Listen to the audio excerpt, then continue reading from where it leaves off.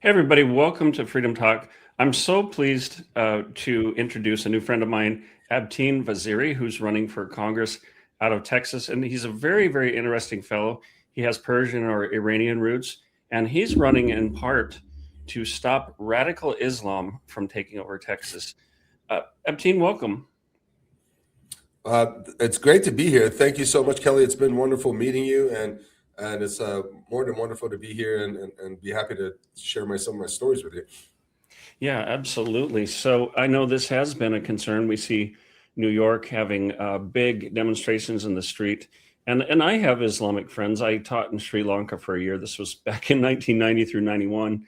About a third of my students were Islamic. And I have to say, a lot of people I've met, still have friends to this day, are peaceful people. But what we're seeing is not that. We're seeing an attitude of conquest. And what have you seen in terms of the Islamic community making proclamations that they want to take over the United States religiously and bring in Sharia law? Yeah, I think one document that's really interesting. I don't know if you know Brigitte Gabriel, and she has Yes. a piece of a document that I actually have a possession of too. That it was uncovered and it was actually put into evidence in the Holy Land Foundation lawsuit, and it's a pretty telling document. This document is dated May 22nd, 1991, and it outlines the Muslim Brotherhood plans on how to expand this Islamic caliphate and basically take over the whole world and make the whole world Muslim and subjugate everyone that's not a Muslim, either to the sword, convert them to Islam, and everyone that's not a Muslim, enslave them and make them pay taxes to the Muslim world, which is obviously it doesn't go within our culture, with our norms, definitely not with our constitution. And here's the crazy part. I think these people have decided to pick on the wrong crowd. They're trying to they're really picking picking Florida and Texas, and I'll talk about why that is. And I don't know much about Florida. I spent a lot of time in Florida. My girlfriend lives there. She's moving to Texas actually in 3 weeks, so she's going to be a new Texan. But let me tell you, Texans, we're tough. We're gun owners. We're mavericks. We're very hospitable. But when you back us in the corner, you're going to regret you did that. And they're picking this fight with the wrong people. And and let me tell you, I was conceived in Texas, born in Iran, and then 9 years. When I was 9 years, we fled Iran. My father was an Air Force officer in the Iranian Air Force. He actually did all his training back when Iran and the U.S. were allies. In 72 and 74, he was here in Texas. 76, he came back in Texas. And then my mother was with him. She was a contractor, worked at Lockheed before it was called Lockheed Martin. And then, they got pregnant with me and they went back to Iran. I was born 3 months after I was born. Yeah. The Islamic Revolution happened. Unfortunately, I was born Muslim, as my whole family is, but nobody really practices or cares about Islam. In fact, I converted to Christianity last year and I got baptized this last summer. Congratulations. Thank you. In Athens, Texas, probably the smartest decision.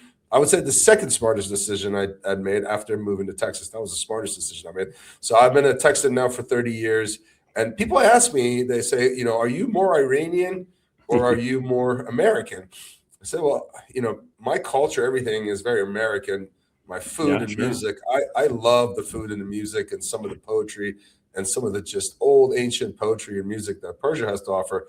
But I say I'm neither Iranian or American. I'm Texan, baby. I'm 100% Texan. Well, we believe that life begins at conception. So you are a Texican. I'm a native born Texan. I do also believe life starts at conception. So so maybe I can pass that little loophole and be able to run for president one day. There you go. There you go. Well, Abteen, I'd like to play a few short videos that you sent me. Maybe you could just tee those off with what we're going to see. So sure, I'm not a politician. Texas has opened its arms to me and my family, and we moved here 30 years ago. I've been American now for 40 years, and close to 40 years. And we came here wanting to be American, and that's kind of the same with every wave of Americans that have come. From the early settlers, the Mayflower, all the way to the Irish Americans, the Jewish Americans, the Italian Americans, the African Americans, everybody that came here wanted to be American and wanted to assimilate and wanted to be proud of our culture, proud of our flag, proud of our traditions, the baseball, football, all our traditions. But now you're seeing immigrant families and immigrant communities that are coming here. Yeah. Not only do they not like America, they hate America. And then they say that, we have zero interest in assimilating. And to me, that's not immigration. That's an invasion. And we're seeing a lot of that happening. And what's the phenomenon that's really crazy that's happening here in Texas, who knows who's financing these, probably Qatar or other, very hardcore Islamic adversaries that have ties to the Muslim Brotherhood. They're going in these communities in the middle of nowhere in Texas where there are no Muslims.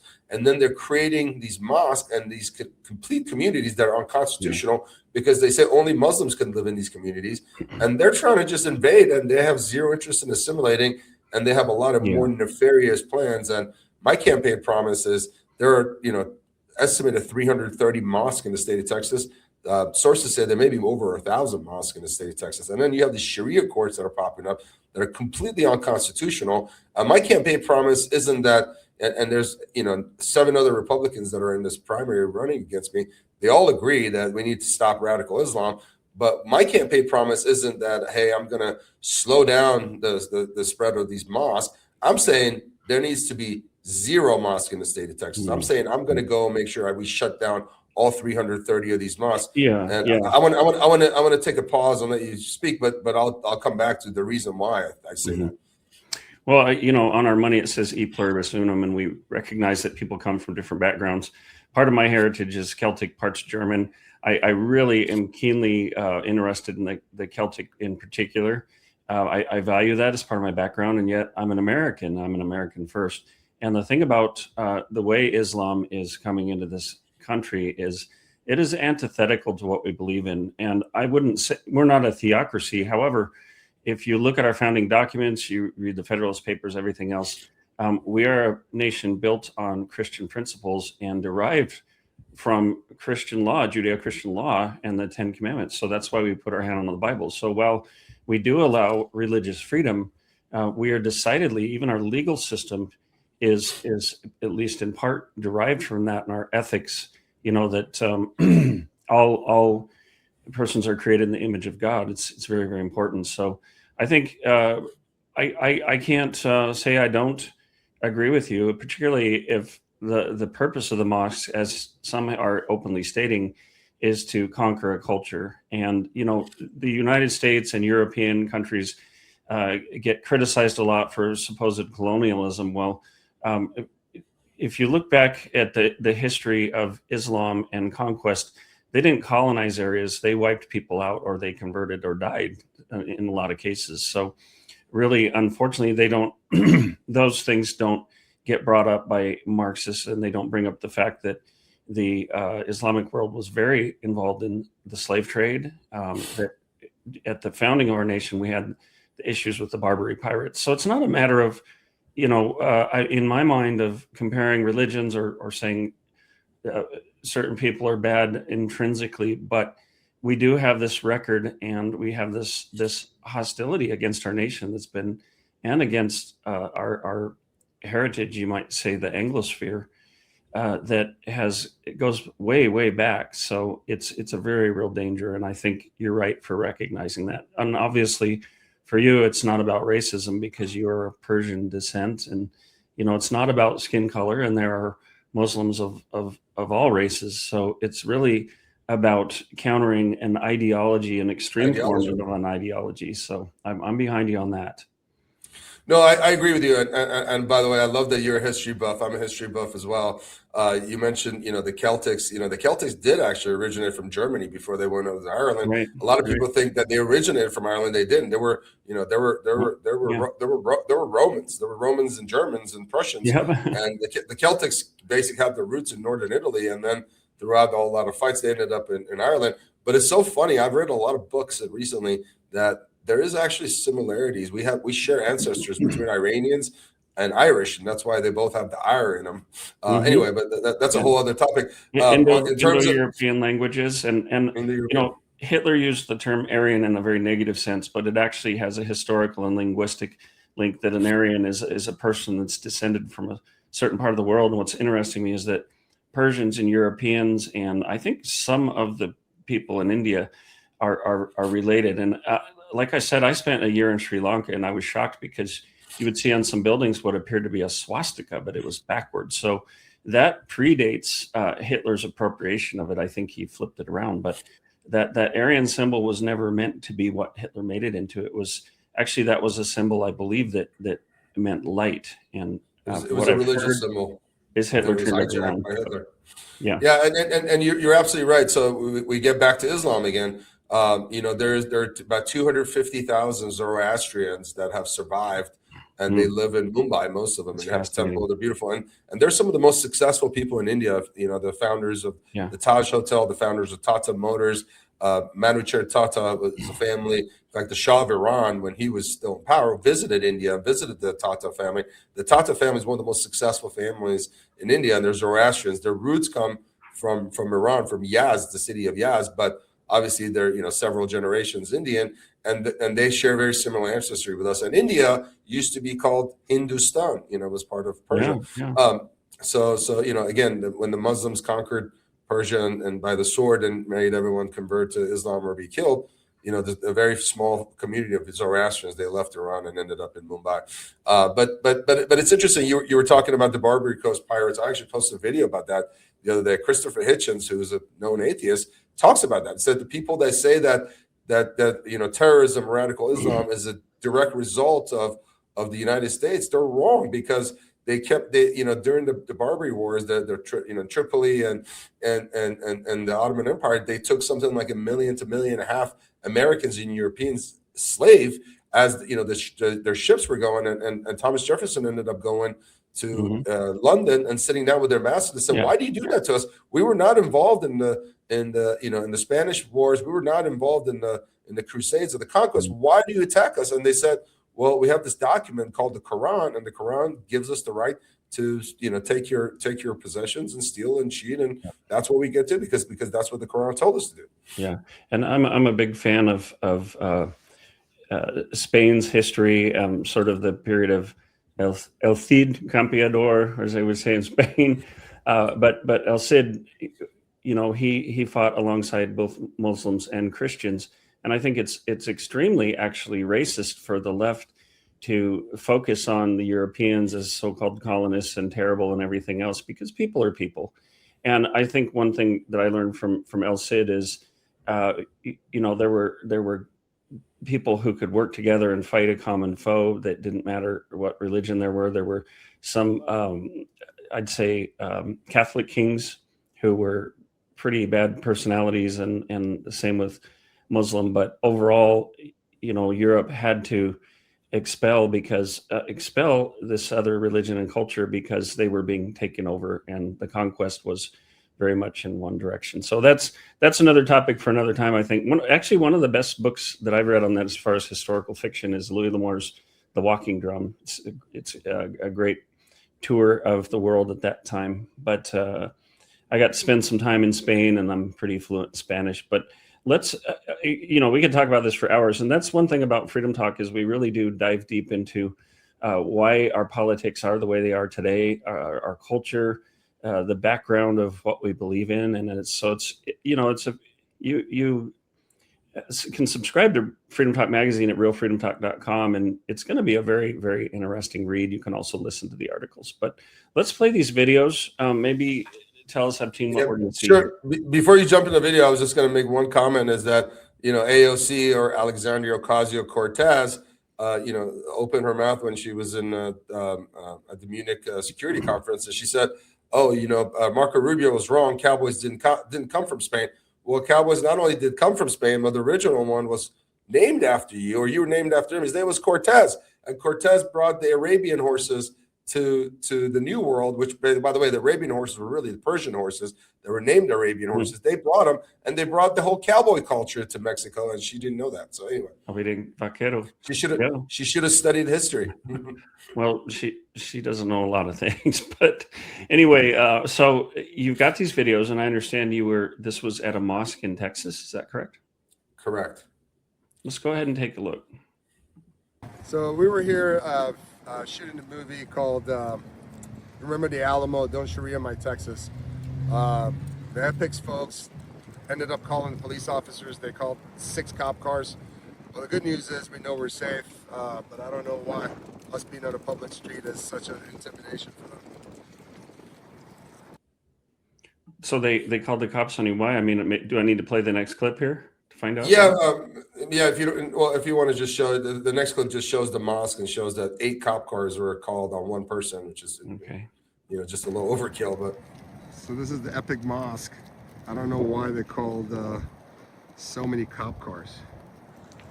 There's literally like 7, 8 cop cars showed up. We were just shooting a movie peacefully on the sidewalk. Didn't start any shit with anyone. So, Abteen, what would happen in some countries if we started putting up Christian churches with crosses and we came in saying we're gonna Christianize Iran or Saudi Arabia or Qatar? Well, I can tell you exactly what would happen. You would be killed because do you know how many Christian churches there are in Saudi Arabia? I'm guessing maybe 0. 0. Yeah. Interestingly, I mean, Iran used to be a secular government, and Yeah. I mentioned earlier to you that I would talk about why Texas and Florida are such hotbeds for these people, even though there is no Muslim communities. They insist on going to these towns with 0 Muslim communities and building a house of worship. Why would they build a house of worship where there's nobody to worship in that city unless you're planning on invasion? But let's go backwards to Egypt was a Christian country that was overturned in 700 years ago. Yeah. Lebanon was a Christian country that basically in the 70s, they in the 60s and below, they opened their borders at being a good Christian country, out of the goodness of their heart. They allowed a lot of migrants. Well, they allowed a lot of people from the Palestinian territories. A lot of the Muslims that are in Lebanon came from the Palestinian territories. They started having a lot of kids, and then they took over the government and destroyed Lebanon. And the same thing happened with Iran. Iran was a very tolerant country, very secular. I mean, something like 10% of our population in Iran was Jewish. We had a huge, Christian population. Armenians are of of Christian descent. That's what they are. Armenians, basically, Armenian Christians. Iranian that are Christians, right? And in fact, my father loved jambon or pork. So the only way we could get it when I was a kid in Iran is going to the Armenian neighborhoods that would allow that, right? But it's interesting is Iran also opened its borders. Iran allowed a lot of the Jewish people that fled. Iraqi Jews, Syrian Jews, Egyptian Jews that were no longer welcome in a lot of those countries. The Shah of Iran allowed them. A lot of them were, Jews that were in Iran for, generations. Others that came to Iran. But some of those people that Iran allowed were these migrants from Iraq. And the people today that are running the Iranian government are all Iraqi. Most of them are not Iranian. Wow. Ayatollah Khomeini was from India. People need to know about. Yeah. Yeah. Well, listen, the guy that's right now negotiating on behalf of the Iranian people against the United States, his name is Mohammed Abbas Araghchi, or Sayyid Abbas Araghchi. Sorry, Sayyid means that he's a direct descendant of the Prophet Muhammad. Abbas is the name of the Prophet Muhammad's uncle, and Araghchi literally means Iraqi.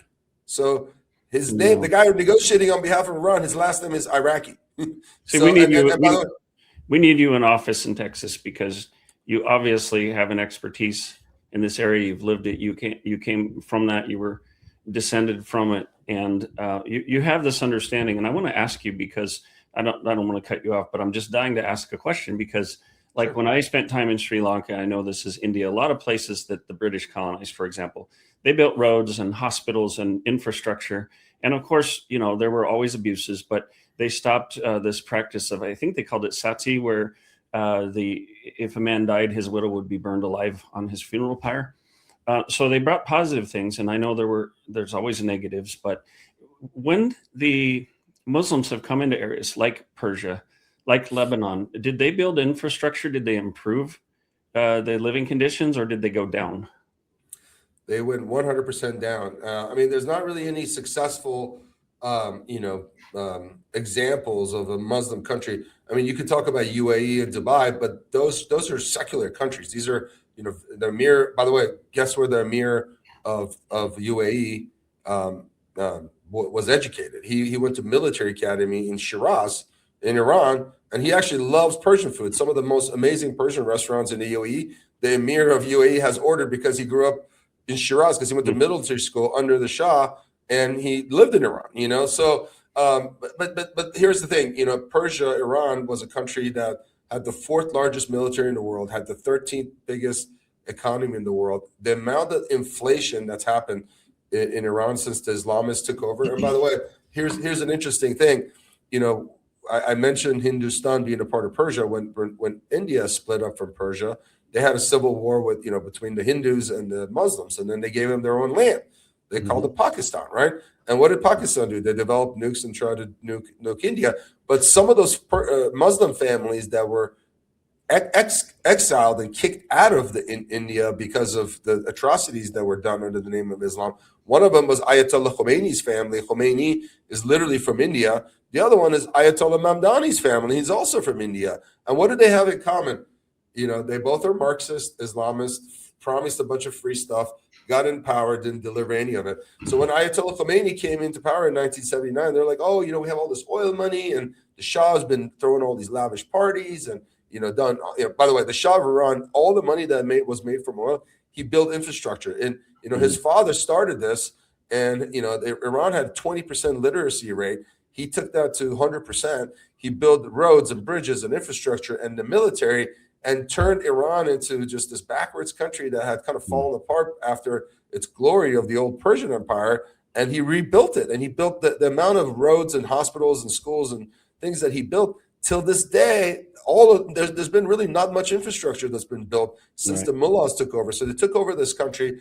The exchange rate went from 7 rials to $1 to now 1.6 million rials to $1. So imagine the inflation. I remember when I was a kid, my father sold his car for about 1 million rials.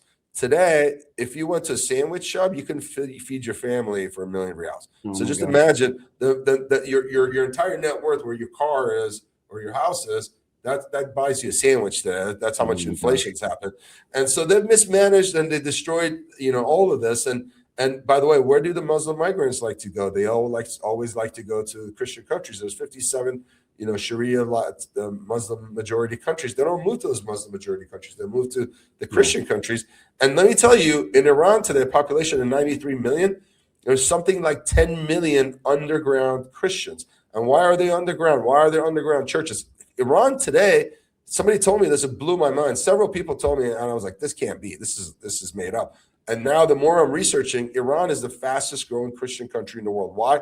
Because these Islamists done so much craziness. They killed so many people that people are getting baptized underground. They're getting married underground. They're doing Bible studies, and they're underground Christians practicing Christianity, but they can't do it in the open. In fact, there's a ministry here in Dallas or in McKinney, Texas, called Iran Alive Ministries. I did a show on their channel that was broadcast in Iran in Farsi that did ministry to a lot of Christians inside Iran. It's just fascinating. Fantastic. I'm going to take a short break. When we come back, I have so many questions. This is absolutely fascinating, but I want people to learn a little bit more about Freedom Talk Magazine real quick. America's founders warned that without knowledge and virtue, no nation can remain free. Yet through the steady infiltration of Marxist ideology, we have been stripped of both, and we are no longer a moral and educated people. To save America, we must spark nothing less than a national renaissance. That's why you need Freedom Talk Magazine, the journal of truth and virtue. We cultivate enlightened thinking and principled living, offering unique insights into the issues and remarkable people defining our world. Sign up today for your free subscription to Freedom Talk Magazine and join the new American Renaissance. So we did do a special publication, and I believe we'll be doing some more because we want people to be aware of candidates and what they stand for. And you can go to, actually, let's see here, realfreedomtalk.substack.com. If you are in Mike Lindell's email list, and there are millions who are, you're going to get this sent to you. If you can sign up for a free subscription to Freedom Talk Magazine, even better, you can do an upgraded paid subscription for just $5 a month or $50 a year, and you'll get this sent right to your inbox. And this is the cover here. You can. Do you see someone in the back there? I do. That's Mike Lindell. That's Mike Lindell. Yeah, Mike. So Mike Lindell collaborates with Freedom Talk Magazine and sends to all of his list, and we're able to contribute to Mike Lindell for all the great work he does. So I want to ask you. Go ahead. I wish the founding fathers would have access to his amazing pillows back in the 1770s. Oh yeah, yeah. They might have won the Revolutionary War sooner because, the Valley Forge, they could have strapped some. Well, they could have gotten some my slippers, from Mike Lindell, and they could have got well rested, so I could have been well rested. And there's these stories that some of the soldiers didn't have shoes and they were walking around the snow barefoot with bloody feet. But my slippers, yeah. That would have taken care of it. So Mike Lindell, a man who came along a little too late for them. But so I want to play this other video here, and then I have a couple questions for you. And I also want to find out how we get in contact with you and help you out. Now is Sharia law. Sharia law says that women on that side of the room are worth half as much as men. Do you all agree with that? No, that is true. That is 100% true. In Iran, Sharia law says women are worth half as much as men. That is 100% true. That is 100% true. And I'll talk about ICE. I'll talk about ICE. So who is this fella trying to take the mic from you? He was one of the imams of the church. So it's funny. So for those that are not here in Texas, this slowly under the ground, these mosques have been growing, and the big one that is very controversial, that Governor Abbott, a little too late, too little too late, is now kind of trying to put a stop to. But these guys built these entire communities, which are completely unconstitutional, which says only Muslims are allowed to buy the homes. They have stores that only cater to halal food and Muslims, and they sell burqas and hijab and all of that. And by the way, we did a tour of it yesterday, and they're all empty. So we don't know who they're building it for, but they're planning on large scale invasion, that they're building it without having any kind of demand for it just yet.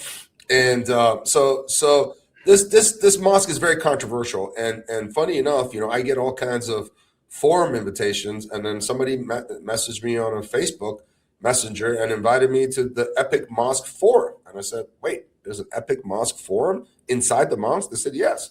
So I asked them, are there any other candidates that are running for Texas CD32? They said yes, there will be. So I showed up. There was about 14 other candidates at the forum, and they didn't even try to sugarcoat it. They said, we want to basically act as a lobby local politicians to help us build this mosque in other communities. They weren't even hiding it.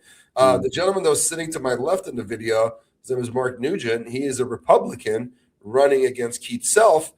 Everybody else was a Democrat, but they were all, it was disgusting. They were all peddling the Muslim vote, but the disgusting part with, the anti-American things that they were saying, just hating America, hating ICE, hating Trump, trying to put words in my mouth that, Trump was in Epstein Island and I should, wish him all kinds of, and Israel, they just went, they're like, you're an AIPAC guy, you're this. And then they, when I called Sharia out, they called for my beheading. I tell you, it's absolute hypocrisy and absurdity that these people on the left will claim that, these European nations invaded other countries. They shouldn't be there. They're in somebody's homeland. Israel is treading on Gaza, all that stuff. And yet somehow we're not entitled to a sovereign country. We should just open our borders and allow our culture to be taken over. And, I'm just at the point where, Abteen, I'm just like, okay, call me racist, call me whatever names you want. It's just not going to faze me anymore. I'm not. You're the racist. You're the ones who want to destroy this country. You want to destroy the many cultures that are here, because this isn't just about white people or Europeans. Obviously, you're a brown person. I have friends of all colors and shades, and we're all Americans. So this isn't about racism. This is about cultural hegemony and trying to destroy a sovereign nation and a sovereign culture. And I talk about it a lot, but the Chinese Communist Party, if you read, you can get it on Amazon, Unrestricted Warfare, it's the PLA handbook. They talk about this. They talk about using unrestrained migration, uncontrolled migration as a weapon of war. So that's something brought out in Freedom Talk magazine. And when we look at it through that lens, and we stop with all the emotionalism and absurd calls for racism, we see it for what it is. It is a tactic of fifth generation warfare, unrestricted warfare, designed to destabilize and take down a country. Because right behind this is China, and then this nebulous globalist power that where the United States is standing in their way. China, the Chinese Communist Party wants global hegemony, and they'll use actors, they'll use Muslims. Look, it's all right in that book. I'm not making this up. So no, you're absolutely right. And what I was going to say is, I didn't mention this. For business, for my day job, I've traveled to 42 different countries. I've been to China north of 30 times, and I've been to 20 different cities in China. And let me tell you, China has this 30-year plan and 50-year plan, and it does not include the United States. So in their mind, they're going to be the sole superpower, and they're going to defeat the United States. And I know for a fact, what they have planned for us. What would make me, I think, so unique in this Texas 32nd Congressional District, there's a lot of other good business guys in there, but I've lived, that's a great book. Yeah. I've lived in 3 different countries on 3 different continents. I've been to 42 countries. I've been to China 30 times. I know radical Islam. They cannot call me a racist because I call their BS. One of the things I said in that video afterwards, I said, listen, you may be able to fool these white people here about, how tolerant Sharia law is, but I grew up on the Sharia. Let me tell you, Sharia law says women are worth half as much as men. You're not going to fool me. They said, that's incorrect. I said, that is correct. I'll sit there and debate you, and we can sit there and wager money on it. I know it's illegal under the Islamic law, but I promise you that I could prove to you, it is written in there that women are worth half as much as men in terms of probate. They don't want the truth. By the way, this book, War Without Rules, is a great guide to unrestricted warfare. My friend Matthew Lohmeyer, who's now Undersecretary of the Air Force, wrote this exceptional book that actually got him kicked out of the military, and Trump made him the Undersecretary of the Air Force. So it really is. And here's the thing, this, Abteen, the left, the Marxists, will prey on people's emotions. They'll push that racism card, get people upset, get people demonstrating in the streets, because they have what we call useful idiots. Useful idiots. Very difficult to stop. I was just going to steal Stalin's term, useful idiots. I'm sorry I interrupted. No, that's okay. And I think there are some of these people who believe they're doing the right thing. I think a lot of them really know they're not, that they want to destroy the country. But I want to get on again. I'd love to, especially when you're not as busy with the election season. This is fascinating topic. I'd love to unpack it more. Would love to. If I may just say one last thing, sure. One of the other things I called them out in the mosque. I said, right when we became on, I noticed you guys were praying. The real Holocaust that was going on is the 42,000 to 100,000 people that have died in Iran, and these people are Muslims. Yeah. I didn't hear you guys praying for them. Did you pray for them? And then they're like, oh no, they're all Mossad agents. I said, the 5-year-old that got killed, she's a Mossad agent. And I said, you guys are hypocrites. And by the way, in Iran, 780 mosques have been burned down. Why have they burned down mosques? Because mosques are not places of worship. They're weapons depots. They're mortuaries. This is where the rapes go on. When they kill women in Iran, if they're virgins, they're not supposed to kill them under Islamic rules. So they rape them inside these mosques. And that's why I say I'm going to close down every single mosque in the United States, because they're used as financing arms for terrorism. They're used to spy on Pakistani, Iranian, Indian, Arab communities here in the U.S. And they're also military outposts for our enemies. Every single mosque in Texas and the United States should be shut down. People should have freedom of speech or freedom of religion, pray to whoever they want, but we're not going to allow these military outposts here in our communities. Plus, what's happening to the murder of Nigerian Christians. We've had Mike Arnold on. He's been in Freedom Talk magazine. He's an incredible man who really brought this issue to President Trump. So, yeah, it's the media, unfortunately, is very selective in what they cover. They're incredibly biased. And I do want to explore that more. But I would like you to tell us, Abteen, how we can support you, where we find you, where people are that will be your voting base, and anything else you'd like us to know. Sure. So listen, this is a very crowded district. It's a redistricted new district. The incumbent was a woman named Julie Johnson, who's now running in this district. So it's an open seat. There are 7 Republicans that are actively running in this district. I've actually become good friends with many of them. One of them is the establishment favorite, and he's kind of been handpicked, and has a lot of promises he's made to the swamp that I don't think he's the right candidate. He's a kind of a lefty lawyer and, hiding under the MAGA hat. But, vote for me. This is not something that is, just a headline that I'm focusing on. Oh, radical Islam. This is something that my family and my country of birth, everyone's been directly affected by. And let me tell you, I get all kinds of stupid requests that people call me. They say, oh, when you go to Congress, ban text messages for campaign. When you go to Congress, the most ridiculous requests. But the Iranian American community that have supported me and have actually called me, it's been so humbling. Some of the most successful immigrant communities, most of them completely hate Islam, and they've completely disenfranchised with Islam and seen how they destroyed a country as Iran. They all ask me for one thing and one thing only, and that's the only campaign promise that I've made them. They say, please, with all your heart, with all your soul, with all your power, please don't allow what happened to Iran to happen here in the United States, and definitely not here in Texas. That's the only thing they've asked me. They've been so humble, so nice. They've asked me for one thing. They said, please don't let the United States fall in the hands of Islam. Well, sir, thank you so much for running. I think you'd be an absolute treasure to the country. And I want to ask you kind of a spicy question.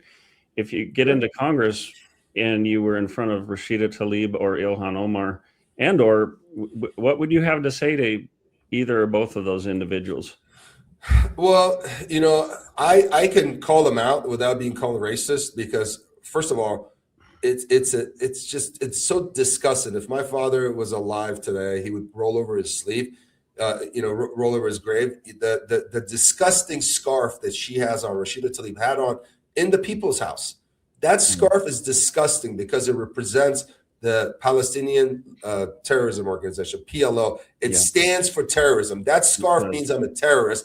And for her to have that disgust, the first thing I would do, I would take that scarf and throw it in the trash, because anything that represents terrorism should not be worn in the People's House. And I would challenge Ilhan Omar. I said, why are you wearing the hijab? Do you know what the hijab stands for? Hijab means that men should not have personal responsibility, because men of Arab descent want to rape women, and by seeing their hair, they're enticed. So this whole backwards ideology of wearing a hijab, I would call her out on it. And I don't think anybody else would have the guts to go do that in the United States Congress. Yeah. Well, Abteen, thanks so much for coming on, and we'll do everything we can to share your story. And we certainly wish you the best in the primaries and as you pursue your political career. And thank you for standing up for Texas and for the nation. You're a man of courage and integrity, and I think very special talents, abilities, and background that this country could use. And I think foreign-born patriots are so important, because we have PTSD. I think a lot of people use this stupid term Islamophobia, and they throw that around. Let me tell you, it's not called Islamophobia. It's called Islamotrauma, because people from Iran have had to endure this Islamotrauma, 47 years of rape, torture, and murder, and their money be plundered and spent on other countries on the Islamic Caliphate. So let me tell you, this term Islamophobia, it's a stupid term. The correct term is Islamotrauma, and we all suffer from it.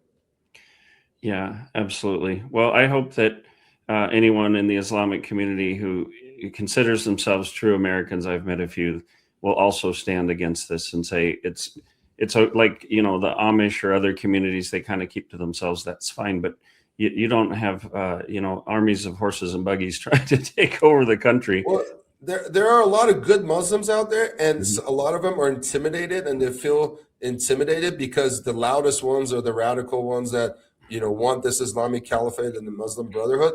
And I think I encourage the good Muslims to stand up to Sharia law, stand up to, this anti-feminist and male-dominated society of Islam that says women are worth half as much as men. If you believe in feminism, then you should not believe in Sharia. You should not believe in hijab. So you can't have it both ways, and people need to be called out on their double standards. Unfortunately, people aren't always logical, and we need more critical thinking. Hence, the Journal of Truth and Virtue, Freedom Talk Magazine, where we want people to. We're not going to be overtly political and pushing a point of view. We would rather make convincing arguments, let people know the history, let people know things like what you've said today, and make their own decisions. But ultimately, I've talked to Democrats who say, hey, I didn't leave the Democrat Party. They left me. They got so far radical and so far left. So it really is good versus evil now. that Overton God window. bless you, and God bless you for all the work you're doing. And thank you so much for having me on. Well, thank you, and thank you for your support of Freedom Talk, and keep us updated on everything that's going on. Absolutely. We're going to get into runoff, and then we're going to win the runoff, and I'll come back and be with you. And I appreciate you having me on. I love it. Well, if and when you get up to Congress, you can count on our support, and I'll look forward to visiting you in Washington, D.C. Thank you, sir. Thank you, sir. Bye-bye.